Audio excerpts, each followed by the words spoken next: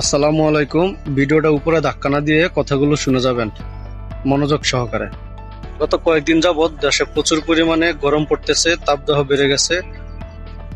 Celsius থাকে 42 থেকে 40 degree. তো এই তাপমাত্রার মধ্যে আমরা যারা বাইকার আছি, ট্যুর করতে ভালোবাসি, বাইককে ভালোবাসি, আর এই গরমের মধ্যে আমরা প্ল্যান করে ট্যুরের উদ্দেশ্যে বের হয়ে যাই।